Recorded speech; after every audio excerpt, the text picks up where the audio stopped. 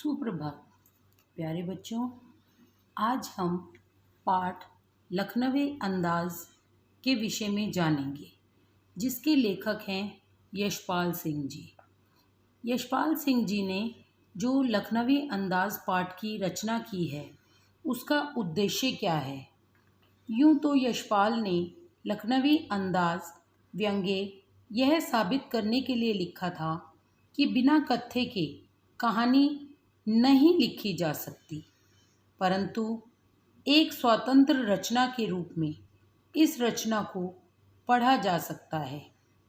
यशपाल उस पतनशील सामंती वर्ग पर कटाक्ष करते हैं जो वास्तविकता से बेखबर एक बनावटी जीवन शैली का आदी है। कहना ना होगा कि आज के समय में भी ऐसी परजीवी संस्कृति को देखा जा सकता है। आइए पाठ के सार से परिचित हों।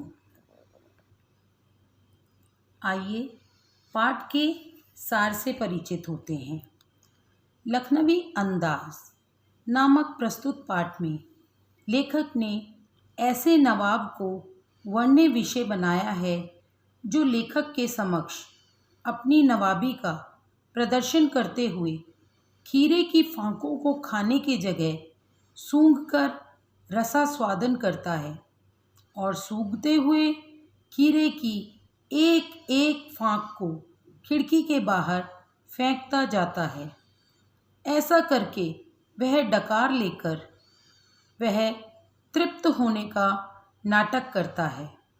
उसके इस व्यवहार से लेखक सोचता है कि इस तरह तो बिना घटना, विचार और पात्रों के नई कहानी भी लिखी जा सकती है।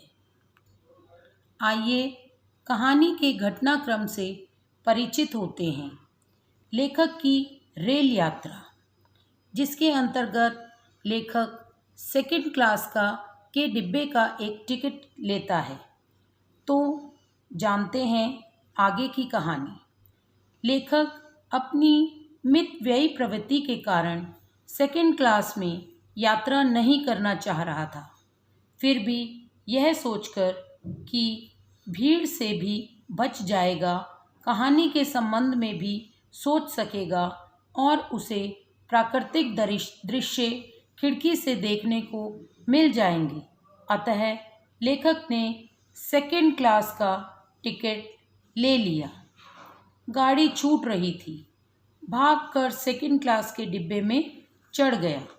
लेखक को अनुमान था कि डिब्बा खाली होगा, लेकिन उसने देखा कि एक बर्थ पर लखनऊ के नवाबी अंदाज में एक सफ़ेद पोश सज्जन पालती मारे बैठे हैं, जिनके सामने तौलिए पर 2 चिकने खीरे रखे हुए हैं।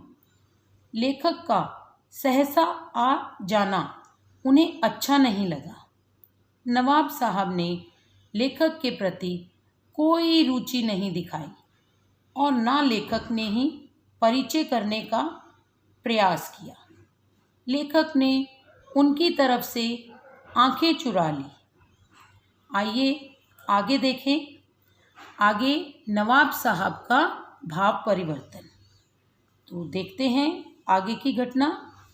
लेखक सामने बैठे नवाब साहब के बारे में सोचने लगा कि नवाब साहब ने किफ़ायत की दृष्टि से सेकंड क्लास का टिकट खरीदा होगा। अब उन्हें अच्छा नहीं लग रहा होगा कि कोई सेकंड क्लास में सफ़र करता हुआ उन्हें देखे। सफ़र का वक्त काटने के लिए खीरे खरीदे होंगे। लगता है अब उन्हें किसी के सामने खीरा खाने में संकोच लग रहा होगा। नवाब साहब खिड़की से बाहर देखते रहे और स्थिति पर विचार करते रहे। यकायक भाव परिवर्तन करते हुए लेखक से खीरे का शौक़ फरमाने के लिए कहा। लेखक को नवाब साहब का यकायक भाव परिवर्तन अच्छा नहीं लगा। और लेखक ने शुक्रिया अदा करते हुए कहा, किबला शौक़ फरमाएं। तो आगे की घटना अगले भाग में जानेंगे। पाठ के सार से संबंधित कुछ प्रश्न आपको असाइनमेंट में दिए जाएंगे, जिनको आप रूल शीट पर कीजिएगा। धन्यवाद।